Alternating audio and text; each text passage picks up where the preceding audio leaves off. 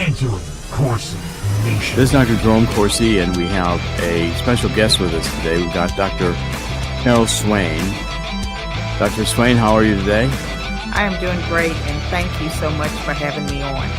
I'm really looking forward to this. You have a new book out, and I think it's a really exciting and important book. It's called The Gay Affair, and it's Harvard Plagiarism and the Death of Academic Integrity. Now, this is really interesting because Claudine Gay was the president of Harvard, which is, I think, probably one of the most prestigious positions you can have in academics. And yet she was found to be a plagiarist of her doctoral dissertation. And one of the people that she plagiarized from the most was Dr. Swain.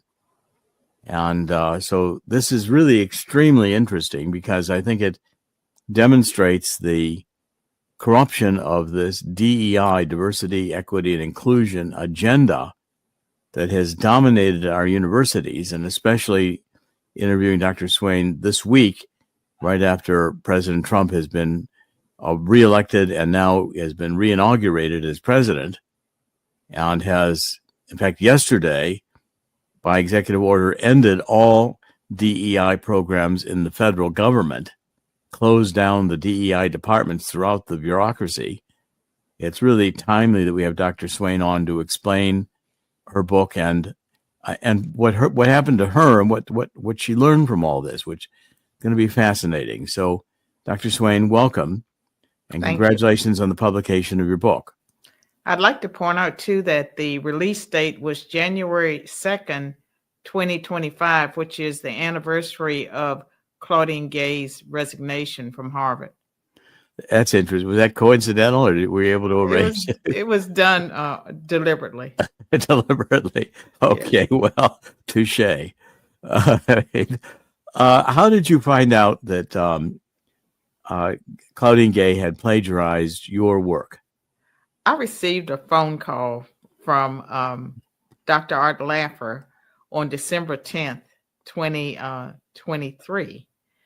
And it was a Sunday evening, probably around 8. And I'm friends with Art Laffer, but we're not friends like Jerome. I don't expect you to call me Sunday evening. Right. But when the phone rang, he asked me if I had heard about the president of Harvard University, that she had been accused of plagiarizing her dissertation. And he said, and guess who she plagiarized? You. That must have been a shock to you to hear that. It was a shock because it occurred 26 years ago, and I was just finding out about it. And then the phone started to ring. Dr. Laffer encouraged me to go to Chris Rufo's X page, and I went there and I saw that he had published an article and that I was in the article. And at that time, there were 2 instances identified of plagiarism. And I did not want to rush to judgment. I wanted to read her work before I decided how serious it was, because at that time I was willing to give her the benefit of a doubt. I thought, well, maybe it was accidental. Maybe, she just left off quotation marks. But I started reading her work and I became very, very troubled. That was my first reaction, was being troubled. But then when Harvard very quickly came out and defended her and said that she had not engaged in plagiarism, but duplicative language without attribution, then I became angry. And that anger consumed me for several weeks until I was able to work my way through it. And I did work my way through it. I calmed down totally. And then January 2nd, when she released her statement and she resigned, she blamed racism in part. And then that caused my blood to boil. I'd already been contacted by an attorney who said he wanted to take the case pro bono. I contacted that attorney and I told him that he could send his demand letter to Harvard. Right. And the work that she plagiarized, what was the work of yours that was plagiarized? It's my first book, Black Faces, Black Interests, The Representation of African Americans in Congress, published in 1993, updated in 1995. And it came out of my own dissertation research that was funded by the National Science Foundation that involved me traveling around with white and Black members of Congress to answer the question, how well does the U.S. Congress represent African American interests? And that book won 3 national prizes, including the highest prize a political scientist can win. That at the time, there was the Woodrow Wilson Foundation Prize. The name has been changed because Woodrow Wilson is no longer, he's politically incorrect. And it won the D.B. Hardeman Award for Best Book on Congress and shared the V.O. Key Award for Best Book on Southern Politics. And so the book was a splash, and its biggest contribution was that it identified a trade-off between a descriptive representation, having more people in office who look like you, and substantive representation, having people who support your agenda. And I argued that political party was more important than the race of the representative, and I questioned the drawing of majority Black legislative districts. At the time, I was a Democrat, and my research, I went where my research took me. And I can tell you, Jerome, that people would come up to me and say, this is such a wonderful book. It's just so amazing. No one can guess your race by reading the book. And I'm thinking, no one should be able to guess my race by reading the book.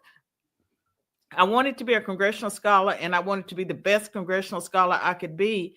And so that ended up being my 10-year book, and it received 3 citations from the U.S. Supreme Court. And it's interesting because your work establishes that what a person believes is more important than their political party, if I'm hearing you correctly. That, in other words, that explain how the party and the person's belief interact, those 2 variables, as it were. The trade-off was you could have more people in office who looked like you and less representation. And so having more Black faces, the title of the book, Black Faces, Black Interests, The Representation of African Americans in Congress. And at that time, there was a big debate about drawing majority Black legislative districts. The argument was that the districts had to be 65% Black or greater.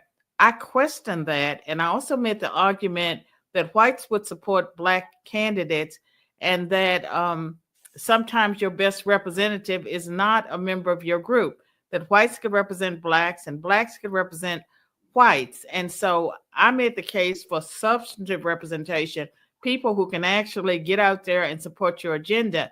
And it wasn't just roll call votes I looked at. I traveled to various districts based on the demographic characteristics of the district. I came up with my own indicator of Black interest, and I chose districts.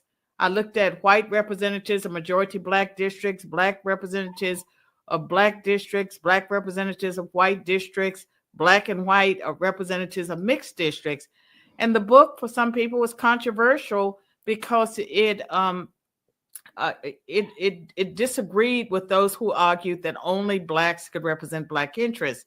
And so with Claudine Gay, there was some verbatim theft of words and sentences, but the idea, I argue in the book that her research question was basically came out of my conclusion. She was challenging my research without doing it the way scholars are taught to do it.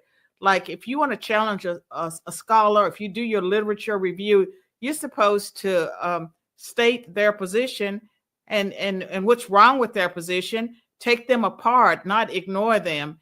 And in her dissertation, I believe she has 1 citation of my work, but not in the setup. It's as if she came up with this original idea on her own. And it wasn't just the dissertation. Some of her other articles also drew heavily on ideas in my work. But she was arguing essentially that Claudine Gay's argument was that you had to have Black representatives representing Black policy or Black views or issues, and she was really opposed to your conclusions. Yes, saying yes, and she but what she did was use my work as a straw man for her without work.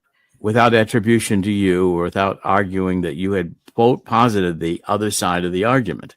Yeah. In other words, it was intellectually dishonest. In other words, had she say, okay, Dr. Swain has written this book and here are her conclusions, and had represented fairly what you had done. And then she on her own said, here's why I disagree, and here's my evidence and arguments as to why I disagree. That would have been honest and legitimate.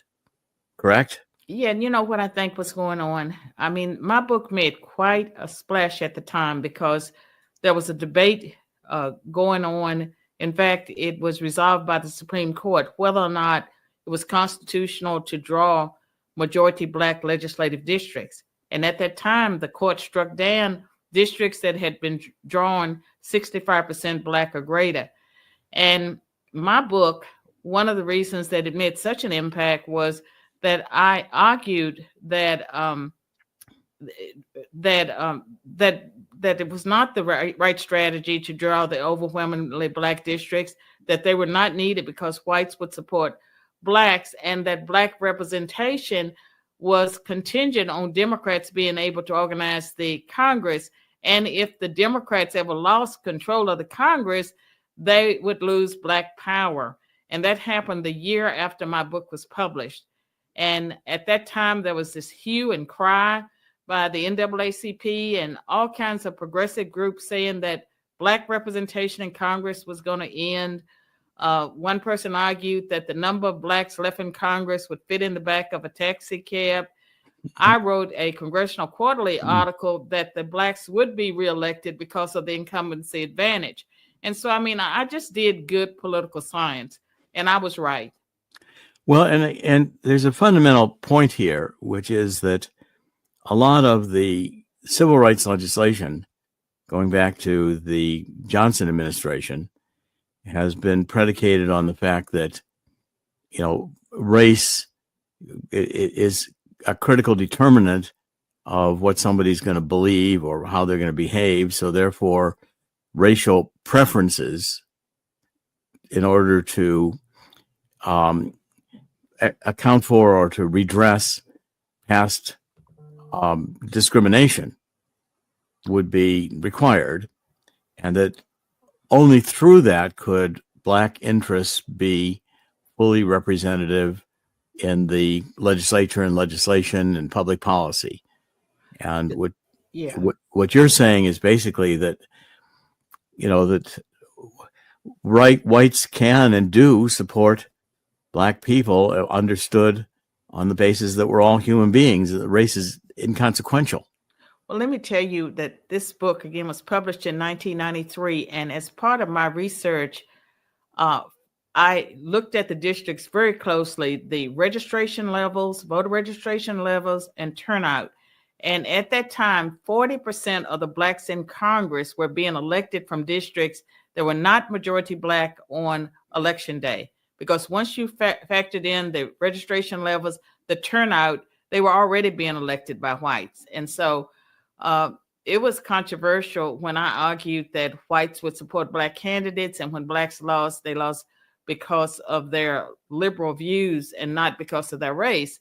Because even then, it was clear to me that Democrats that had a problem with race, that they probably had gone elsewhere, that was not going to be a huge detriment to Blacks getting elected in the 1990s.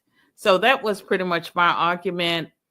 I won the national prizes. I got early tenure at Princeton, but I also got labeled as a conservative. And in the book, I argue that there's no way that Claudine Gay's dissertation committee was not aware of my work.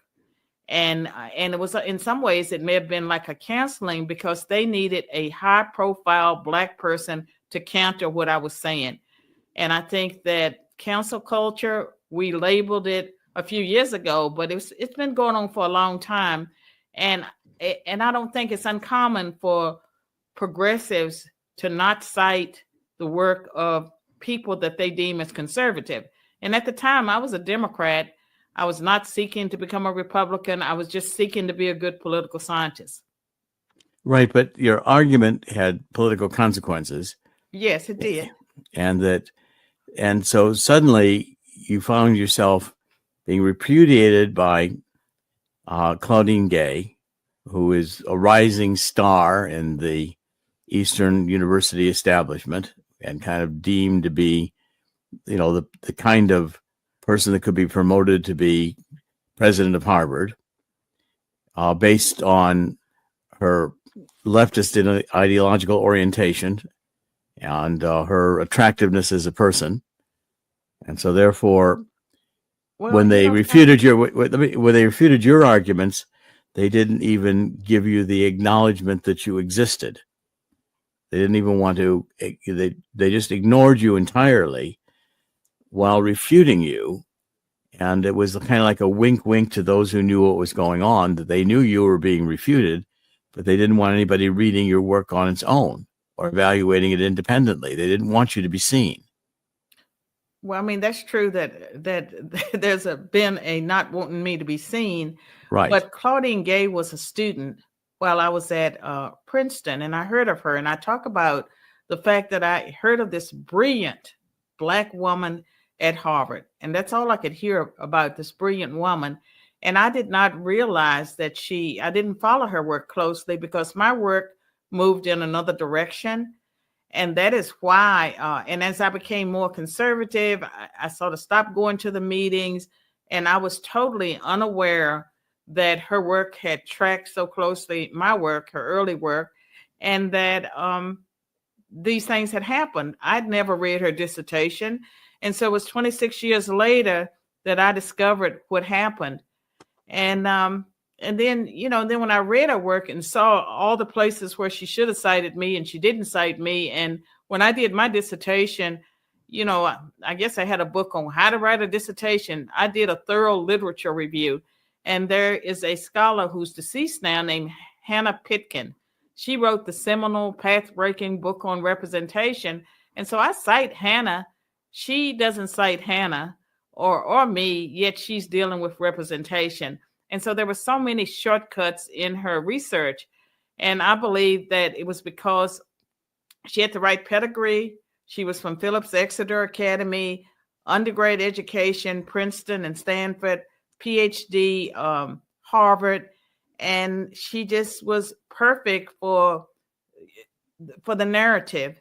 And I believe that she was pushed and that the progressives did not care because I was not important enough. And also they didn't want to acknowledge you, so few would go and actually seek you out and read what you had written. Yes, had you been acknowledged, it would have drawn attention to your work, and serious scholars would have said, wait a minute, this work demands some attention. They didn't want to risk that. So you were already canceled while in the process of being plagiarized and refuted. Well, something, the journalists that I discuss in the book who uncovered the plagiarism, apparently the rumors had been circulating for years. And Claudine Gay, she cited some of the derivative work of scholars, and she plagiarized some of those people who actually cited my work and built on my work and handled it the way they were supposed to handle it. She cited them, but not me. Well, she was a picked rising star. She had the right qualifications, starting with that she was woke and intellectually aligned with the values that this hard left wanted to promote. So she was picked for that she fit their narrative. She embodied their narrative. They could represent her as brilliant. They didn't mind that she stole. She was politically on the side of the argument they wanted to advance. And the left has always utilized the divisions of race. In other words, to say that, only blacks can represent blacks. Only blacks can understand blacks. Racially defining how knowledge is organized, when the fact is knowledge is not race dependent. Right. And that's what your work revealed, is that knowledge is what people believe and how people think is not race dependent. And there are bigots on every side of the race card that you want to play. And there are people who are sympathetic and understand that race is not a determining characteristic, which is, if you go back to Martin Luther King, his whole position was, we want equal opportunity. We don't want special privileges. We don't want special concessions. We just want to eliminate the discrimination, the barriers, and that we're allowed to compete on the equal plane. We'll do just fine, because talent and intellect and all the other qualifications are not race distributed. And so therefore that was his argument. Whereas this hard left went exactly the other way and saying, no, only blacks can understand blacks. Only blacks can determine the agenda. And, my research question that sort of started the idea for the dissertation came from all these articles I was reading that made the case that Black representation would soon end because there were only 2 majority Black districts represented by white people, Lindy Boggs in Louisiana, Peter Rodino in New Jersey, and that as soon as those districts were claimed, Black representation would end. And so my question was, is it really true that only Blacks can represent Blacks? And I can tell you that my career has been advanced by me just asking simple questions like that and pursuing the evidence wherever it led. And so I was not persuaded that they were right, that only Blacks could represent Black interests. And so that was what was behind my research, which was funded by the National Science Foundation. I got a grant for $11,000 in the late 1980s, which was a lot of money for a student. And your book, again, let's highlight the book. The book is The Gay Affair, and it's subtitled Harvard Plagiarism and the Death of Academic Integrity. And we're going to get into those issues in a minute, but it's available in both a paperback form and it's an audio book as well. Yes, and it's wherever books are sold, but it's always easy for people to go to Amazon sometimes. And there's the Amazon listing. We're showing it on the screen now for those watching the podcast. And I want to continue. You also discuss in your book Kamala Harris, and that she was a plagiarist as well. You want to get into that subject? Because that's pretty interesting, given that she just lost the presidential race rather significantly in a landslide to Donald Trump in his reelection effort, and lost the popular vote, lost all the swing states, and lost a substantial majority in the Electoral College. So it was really a solid win for Donald Trump over Kamala. And I don't think it had to do with race as much as it had to do with her radical leftist orientation, or woke nature. And she was just a terrible candidate with a very indistinguished background. And in that background, you revealed it included plagiarism, correct? Yes, and also in the book, I talk about plagiaritis, that there's a pandemic affecting higher education. And so the book is not just about Claudine Gay. It discusses other high-profile plagiarists and the fact that there is no accountability. And yes, Kamala Harris, it was exposed during the campaign as having lifted passages from other research for her book on crime. And it seems to be that there seems to be a trend afoot among the left to redefine plagiarism. Harvard tried to do it when they called Claudine Gay's actions duplicative language without attribution. And I think it's very dangerous for higher education because it sends the wrong signal to lesser institutions. And also through K through 12 education, there are teachers out there trying to drill in their students proper ways to do research with integrity. And meanwhile, you have our leaders cutting corners. Well, if you can, your book, the death of your subtitle, The Death of Academic Integrity, is really, I think, at the heart of what your book is about. Yes. because what your argument, as I read it and look at it, is that essentially the academic enterprise has become politicized. And so therefore, as long as your conclusions are sufficiently to the radical left, neo-Marxist or cultural Maoist or critical race theory, critical gender theory, it doesn't matter that you follow the rules of not being a plagiarist, of proper attribution of sources, of direct quotations, being representative, direct quotations. I mean, fundamentally, the radical left is legitimating intellectual theft. They are. And they have the media, because you're not going to sell very many books if you cannot get exposure for your ideas. So it's almost impossible if you're conservative, unless you're, well connected. You can get on Fox, on a regular basis, or Newsmax. For the most part, the left will not give conservative scholars the same attention.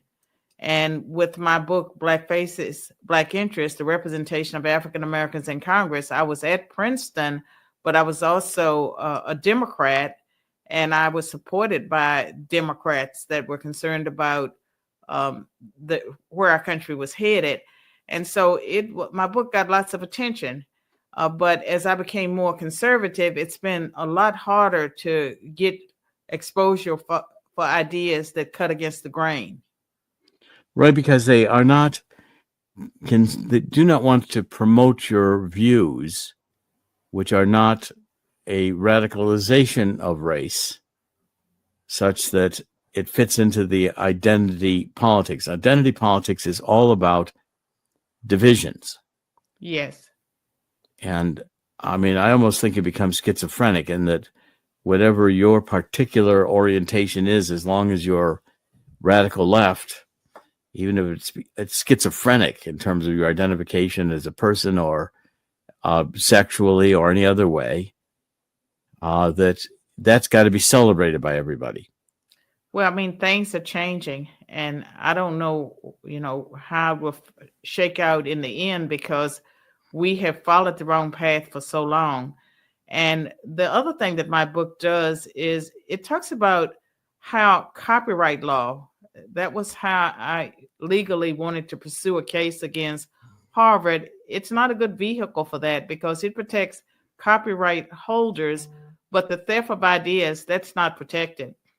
Institutions have to police their own members. And so there was a time when journalistic organizations and colleges, universities, they would police and deal with breaches of academic integrity. No more. They seem to be doing a wink wink when it comes to plagiarism in their ranks. And I think it's because they value the people who engage in it. As long as they're pushing the right ideas, they don't want to punish those people. Well, that's right. I mean, you can see it all over. Joe Biden making, essentially engaging in bribery with Ukraine, with China, with Russia selling political favors for personal gain. And here's Donald Trump, who suffered all these indictments over cases that were very, very weak, all of which have been losing or dismissed or ultimately will be reversed on appeal. And yet it's because of his political orientation, which is America first and traditional values. He's going to try to destroy the woke agenda. Right. He's persecuted, and those on the left, regardless of the egregious crimes they commit, are excused. Yes. And I think your Claudia Gay case, I mean, you actually sued Harvard. And how did that go? Well, I didn't file the complaint. And in Right. the book, I talk about the factors that led me at the last minute, when the lawyers had the complaint drawn, I decided not to file it. And it was after I had a conversation with a law professor friend of mine who really used an analogy that caught my attention. He talked about Hamas attacking Israel and how, as a consequence, Israel was able to wipe out much of Gaza. his point was that don't pick a fight with someone that can wipe you out. And he was afraid that if I pursued it and lost, and he pointed out to me in a way my lawyers hadn't, that under copyright law, loser pays, that I could end up having to pay for Harvard's lawyers as well as my own. And I had already been told that it would cost between $100,000 to $250,000 just to go to trial.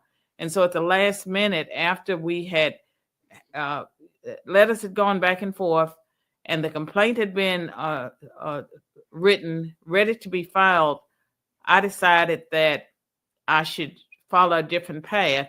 And the book is my different path. And in the appendices, I have the letters. I have the side-by-side of Claudine Gay's work and my work, and the complaint, so that people can actually see my case. That is my case that I would have filed if I'd gone to court. I could never be sure what kind of judge I would get. I would have filed in Tennessee and in Nashville.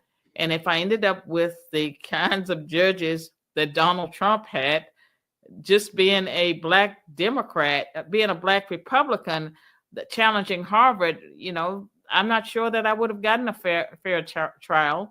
And so I did not want to risk it, because I have grandchildren, great-grandchildren. I have, I'm at retirement age. There was too much risk for me financially to go forward. And so the book, The Gay Affair, Harvard Plagiarism and the Death of Academic Integrity, is my way of holding Harvard accountable. And I'm hoping that it will make a difference, that people will read it and they will understand that there are problems with copyright law when it comes to academia, and that maybe changes need to be made in copyright law itself. Plagiarism itself is not a misdemeanor. It's not a felony. It has to be policed by institutions, and institutions of higher education have to decide, are they going to be in the business of education or politics? And right now they're in the business of politics. And that's pretty clear. Now, Claudine Gay resigned, and I'm convinced it was your raising the issue of her plagiarism that led to that resignation. But yet she turned out quite well, didn't she? What's her current status at Harvard? Well, she landed on her feet. She was able to keep, I don't know for how long, her $900,000 a year salary that she had. $900,000 a year. Almost $1 million salary. And this past fall, she taught a course on research and writing for African American studies. I would have loved to have been a fly on the wall to see how she handled that course on research and writing. Yeah, whether she discussed plagiarism at all, or whether she had any rules of what you should do in academic discourse. And this other thing with Harvard is that they have just pretty much totally ignored me. She made some corrections to her dissertation because there were 47 identified instances of duplicative language without attribution involving a number of people. And she corrected a handful of those, but she never, as far as I know, corrected anything that pertained to my work. She never called me to apologize. And I say in the book that if she had ever picked up the phone and made a phone call and told me she was sorry, that she made a mistake, knowing me, that would have been the end of it. I would not have written the book.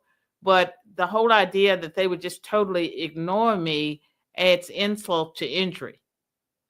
Right. And, the whole corruption, and my PhD is from Harvard.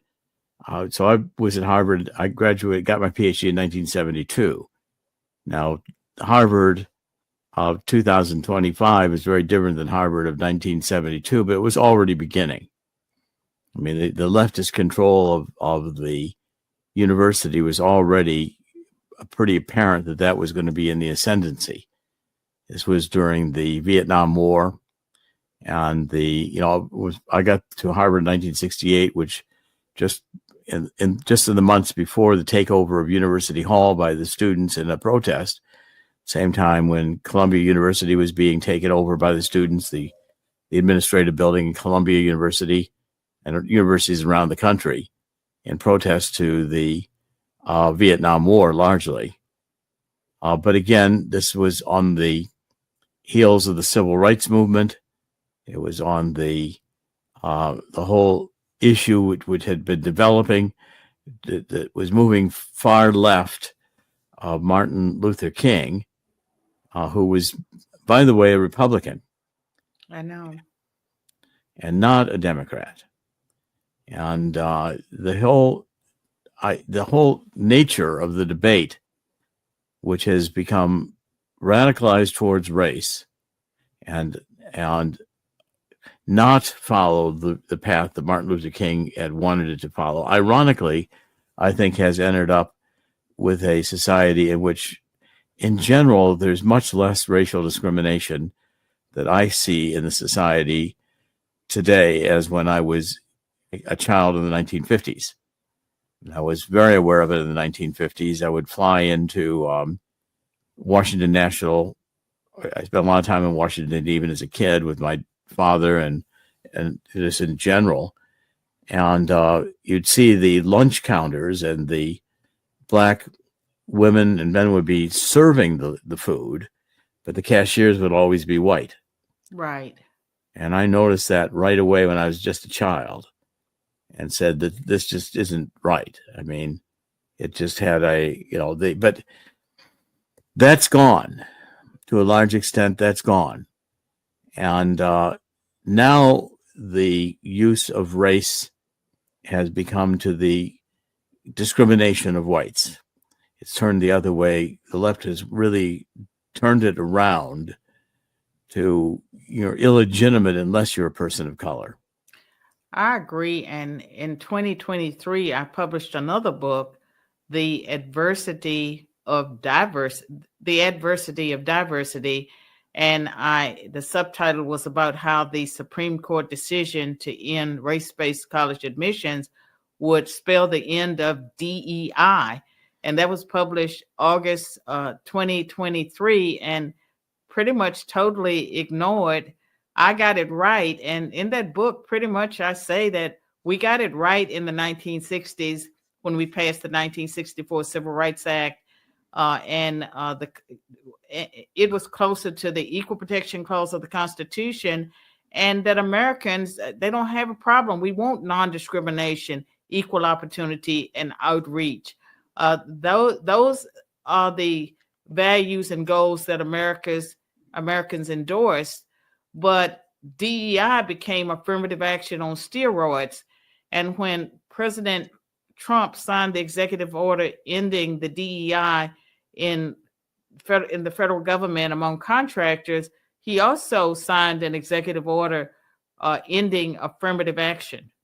So, Dr. Swain, I think your book is really about the death of the academic integrity, and it's making some very important statements about the nature of racial relations in the United States, because I think we're seeing now the end of DEI, certainly with Donald Trump, and the Supreme Court moving toward saying that racial preferences are inherently suspect, which means that kind of the original Martin Luther King idea of racial equality, equal opportunity, is being revisited and reinstated. And I think that's really, where we need to go. Martin Luther King used to talk about how race was not that important. It's not a defining characteristic in human beings. And that, there's blacks who have excelled in every area you can think of endeavor. And what is fundamental in the human condition is the ability to raise children, return to God, have families, and develop a culture that is based upon learning and respect for God and honest values. And I think you would agree with that. I would agree with it. And I would also point out that, it's been about 60 years since the passage of the Civil Rights Act of 1964, and we are at a new place in America.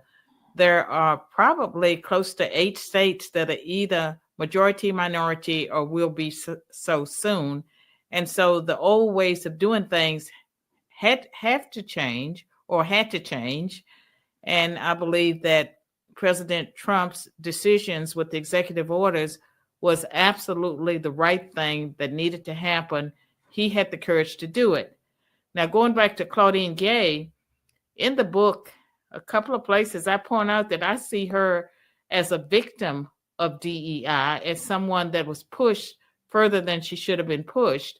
The record that she presented for tenure at Stanford would not have gotten her tenure at Princeton when I earned my tenure. And there's been a lowering of standards. In the preface of the book, I talk about Bowen and Bach. They wrote a book in 1998, The Shape of the River. And in that book, they talked about affirmative action and the need for it, and that if you didn't have aggressive affirmative action, that you would not have Black leaders. And I believe that Claudine Gay and some of the Blacks that we've seen since then, some of the younger ones, were pushed through under a standard that was much lower than previous generations of Blacks who made it into academia. Well, I think that merit is the fundamental issue in all human endeavor. I think it's one, again, that the left has opposed. It's given participation awards in sports instead of winners and losers. It's done all kinds of things that try to emphasize that these, who you are should determine the result, not whether your capability to perform the task.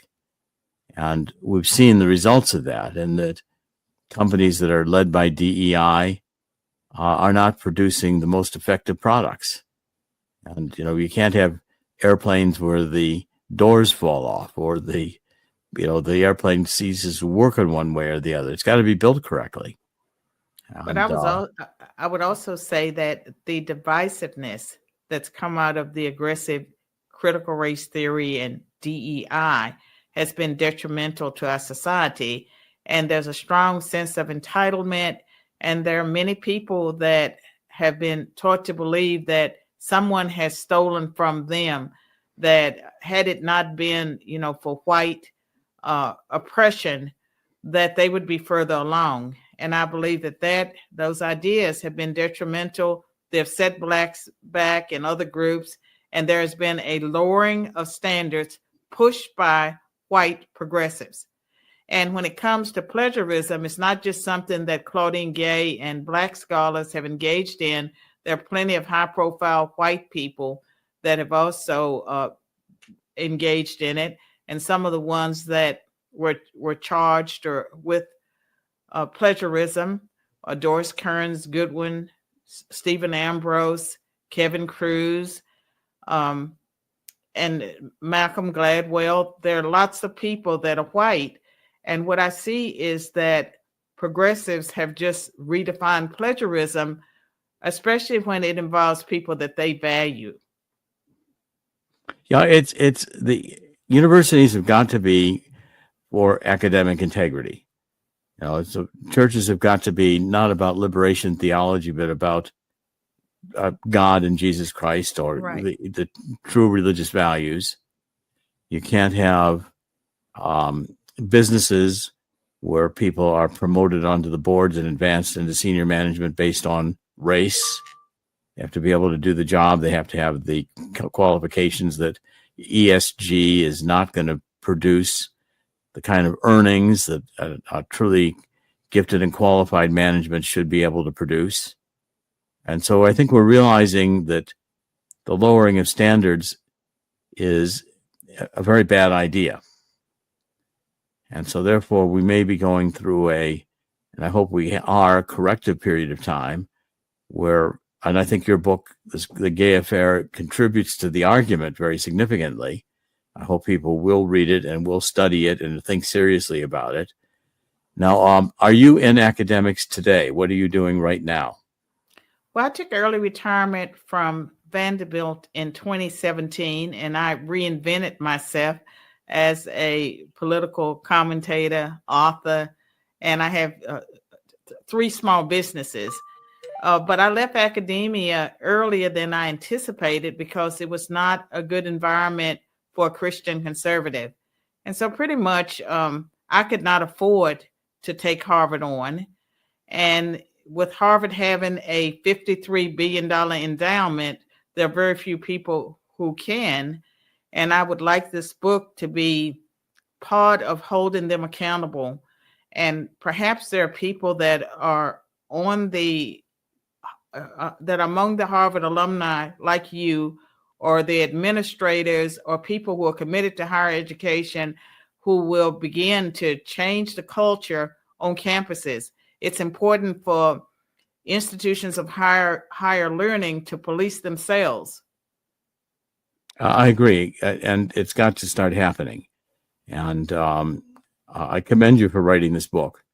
I think all the books you've written and your work has been excellent. I think your scholarship is superior, and your thinking has always been outstanding and challenging. And this book deserves to be widely read. So, Dr. Swain, thank you for joining us, and good luck with this book. Let's again show it, Chris, so we can show the book. It is The Gay Affair, and it's Harvard, Plagiarism, and the Death of Academic Integrity by Dr. Carol Swain. And it's available in bookstores. It's available at Amazon in a paperback and in an audiobook version. And Dr. Swain, good luck, and I hope to see you soon, and God bless. Thank you for joining us today. And I always end up by saying, in the end, God's always going to win. God will win here too. Thank you. And I commend your work, and I'm proud to be your friend. It's mutual. Thank you so much. God bless. Thank you very much. Good luck with the book.